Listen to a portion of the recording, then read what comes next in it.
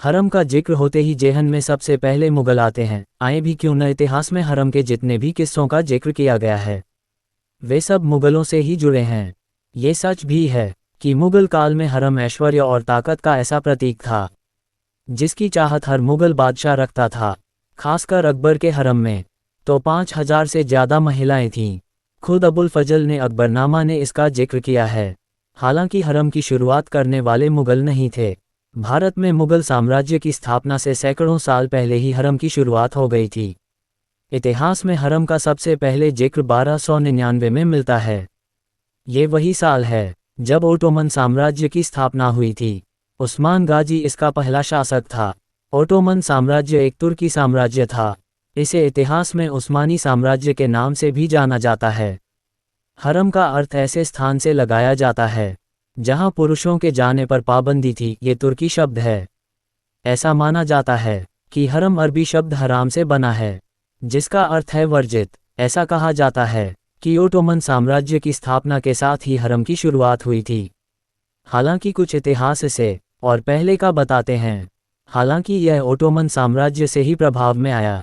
उस वक्त सुल्तान की असली ताकत और साम्राज्य के वैभव का अंदाजा उसके हरम से ही लगाया जाता था। ओटोमन साम्राज्य पर हालिया release web series magnificent century के मुताबिक ओटोमन साम्राज्य के हरम में हर महिला की रैंक होती थी। इसमें सुल्तान की मां के लिए वालिद सुल्तान रैंक थी। उसकी पत्नी को कादीन कहा जाता था।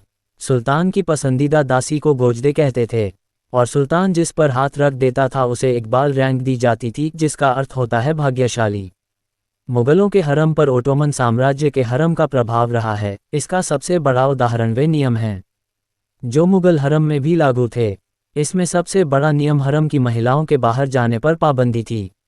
मुगलों के हरम में भी ओटोमन साम्राज्य के हरम की तरह ही दासियों के साथ शाही परिवार की महिलाएं भी रहती थी।